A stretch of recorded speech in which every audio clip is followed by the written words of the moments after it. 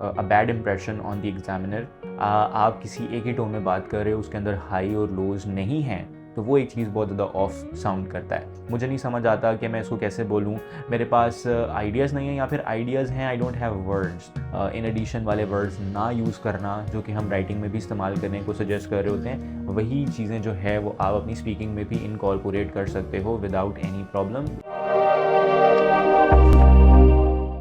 Assalamu alaikum. Welcome to another video. I am Ahmed Raza, Head of English Proficiency Tests at Edify Group of Companies.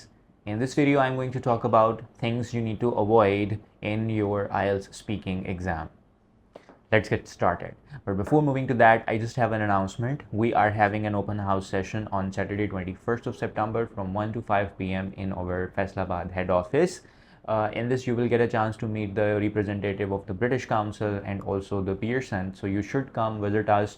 You can also get discount on all the courses that we are offering, whether it's related to IELTS, PT, or other language tests. So it's a golden opportunity for you to meet with the instructors, to meet with us, and with the representatives of the British Council and the Pearson. So don't miss this opportunity. Now let's get back to the video, and as you see, the title is what are the things that you need to avoid or the things that you should not do in your IELTS speaking exam. तो हम primarily जो हैं वो उसके ऊपर बात कर रहे होंगे। अच्छा, अब उसका जो कह लो कि हम स्टार्ट करते हैं from the very basic. First of all, the thing that really puts a bad impression on the examiner is जब आपकी जो टोन है वो मोनोटोन होती है। आप किसी एक ही टोन में बात कर रहे हो, उसके अंदर हाई और लोज़ नहीं हैं, तो वो एक चीज़ बहुत ज़्यादा ऑफ साउंड करता है।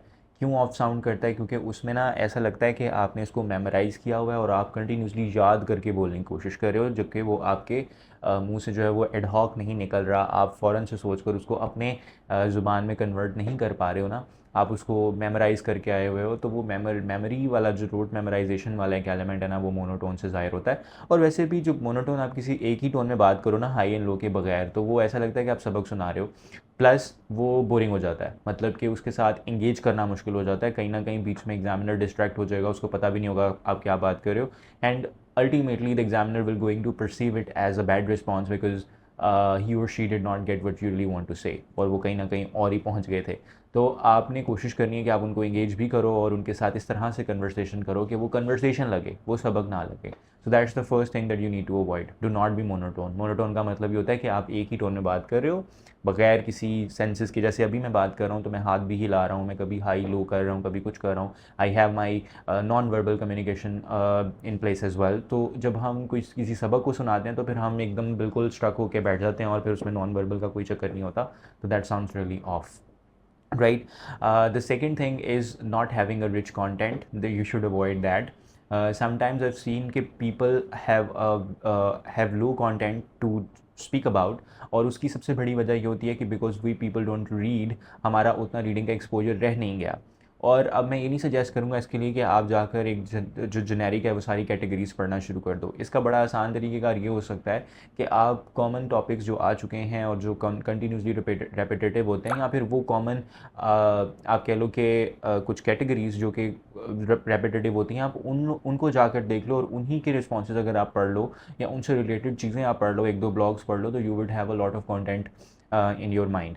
And it is important to have good content, क्योंकि अगर कंटेंट ही नहीं होगा आप उसकी लेंथ कैसे जस्टिफाई करोगे, specially in the case of cue card and also in the cases of the general questioning और the follow up questioning. Follow up question में भी ये आपसे थोड़ा सा एक्सपेक्ट किया जाता है कि आप बिल्कुल टू द पॉइंट आंसर ना करें, आप थोड़ा बहुत उसको एक्सप्लेन ज़रूर करें। और उस एक्सप्लेनेशन के लिए अक्सर स्टूडेंट कहते हैं कि मुझे नहीं समझ आता कि मैं इसको कैसे बोलूँ, मेरे पास आइडियाज़ नहीं है, या फिर आइडियाज़ हैं, आई डोंट हैव वर्ड्स। तो both of these things will improve once you will start reading, and the best way to do that is by reading the responses of the cue cards and then moving a little bit more, और जाकर आप main categories को explore कर सकते हो।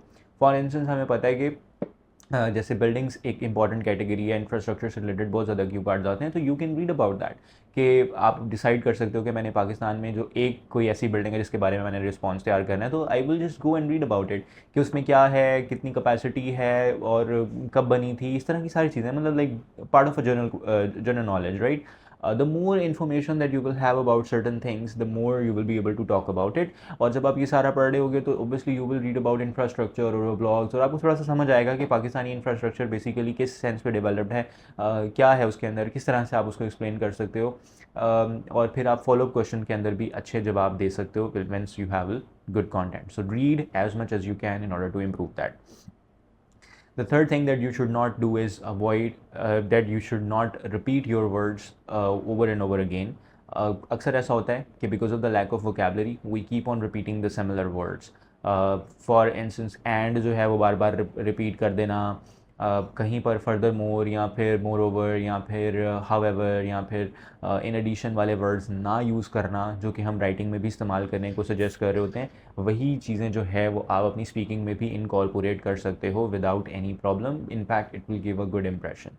Another thing that you should do is कि in order to cover this up, the lack of vocab in this as well, कि आप idioms याद कर सकते हो. स्पीकिंग के अंदर idioms इस्तेमाल किए जा सकते हैं, जैसे out of the blue is an idiom, कि अचानक से कोई चीज़ हो जाना. तो अगर आपने कुछ इस तरह की चीज़ बतानी है तो you can use out of the blue idiom. You don't have to if even let's say that you have a less amount of time and आपके पास नहीं है कि आप बहुत सारे vocabulary के words याद करो, तो स्पीकिंग के लिए एटलीस्ट आप idioms याद कर सकते हो. लेकिन उसमें भी ये नहीं है कि आप बार बार हर idiom को इस्तेमाल करते जाओगे.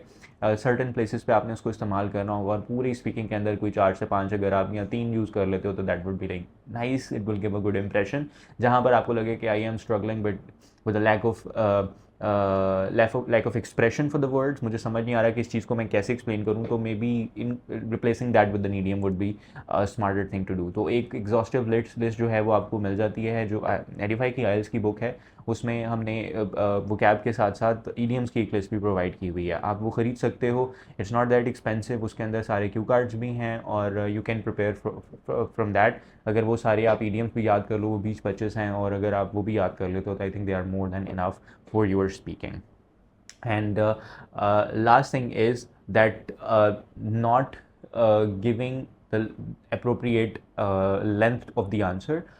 For example people always struggle कि मेरे जो क्वेश्चन की आंसर की लेंथ है वो कितनी लंबी होनी चाहिए, मुझे कोई 1-2 वर्ड का आंसर देना है, 1-2 लाइन का आंसर देना है, मुझे किस हद तक एक्सप्लेन करना है. तो थोड़ी सी साइकी डिफरेंट है तीनों सेक्शन की. जो फर्स्ट सेक्शन है जिसको हम जनरल क्वेश्चनिंग कहते हैं, उसमें अगर आप 1 लाइनर या 2 लाइनर आंसर दे रहे हो दैट्स फाइन. मतलब उसमें उतनी ज़्यादा आपसे एक्सपेक्ट नहीं किया जा रहा, डिमांड नहीं किया जा रहा, they are just general question, और वैसे भी वो ज़्यादा नहीं होता. But in the second part the Q card where you are suppose to speak for 2 minutes, you should ideally keep on speaking unless जब तक आपको एग्जामिनर खुद ना कहे कि भाई बस करो, टाइम ख़त्म हो गया आपका, आपको बोलते रहना चाहिए. और अब इसमें डिफरेंट डिमांड है, राइट. इसमें लेंथ उतनी डिमांडेड है कि जितना मैक्सिमम बोल सको उतना. जो फॉलो क्वेश्चन है उसमें अब हम क्यू कार्ड की तरह ओपन एंडेड नहीं बोल सकते, we just have to end the answer as well. But it unlike हमारा जो जनरल क्वेश्चनिंग है उतने हमने शॉर्ट नहीं रखने, ये थोड़े से लेंथी होते हैं, और इसमें एक्सप्लेनेशन का एलिमेंट मांगा जाता है आपसे, क्योंकि इसमें बहुत ज़्यादा रीजनिंग वाले क्वेश्चन वो करते हैं कि why have you said that, why do you like it, why do you want to do it, इस तरह के. तो वाई से रिलेटेड बहुत सारे क्वेश्चन आएंगे एंड दे डिमांड एक्सप्लेनेशन. तो ये जो लेंथ्स हैं, डिफरेंट लेंथ्स हैं डिफरेंट पोर्शंस के अंदर, उसका ख्याल रखना बहुत ज़्यादा ज़रूरी है. एंड वंस अगेन जो स्पेशली द क्यू कार्ड वाली चीज़ है ना, उसके अंदर you have to have incorporate the story telling techniques, otherwise आप कभी भी नहीं कर सकते. आपके पास कितना भी अच्छा कंटेंट है, अगर आप उसको एक स्टोरी में नहीं पिरो सकते, आप अच्छा क्यू कार्ड नहीं सुना पाओगे. मतलब आप उसको यूँ सोच सकते हो कि मैंने उर्दू में जैसे किसी को स्टोरी सुनानी है, तो मैं कैसे करता हूँ कि मैं पहले कॉन्टेक्स्ट जनरेट करूँगा, फिर मैं थोड़ा सा ड्रामा ऐड करूँगा, मैं उसे बताऊँगा ताकि उसका इंटरेस्ट डेवलप हो ना. You have to do the same thing with in examiner. You have to make him understand whatever you are saying, उसका इंटरेस्ट डेवलप करो, उसके साथ कन्वर्सेशन करो, rather than just saying some words, और ताकि जिसकी कोई सेंस ना बने. ठीक है. तो in the and I would say कि जो स्पीकिंग पोर्शन है इसको एक इंटरेक्शन के तौर पर ट्रीट किया करो.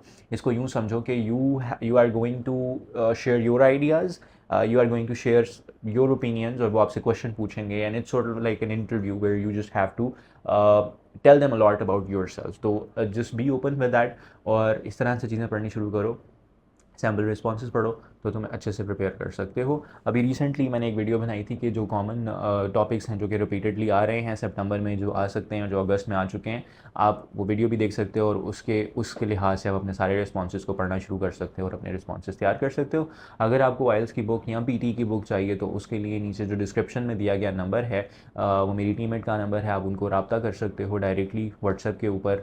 आप क्यूरी जनरेट कर सकते हो and she will be able to help you get the book. हम आपको वो TCS के थ्रू भिजवा भी सकते हैं, even if you are not from Faisalabad. If you are happen to be in Faisalabad और मुल्तान और पेशावर और लाहौर, तो आप हमारी जो इन पर्सन हैं वो विज़िट कर सकते हो। अगर आप इन सिटीज़ के अलावा कहीं से हो तो you can just raise a query and will let the book come at your doorstep. Thank you so much for watching the video. I hope this was helpful.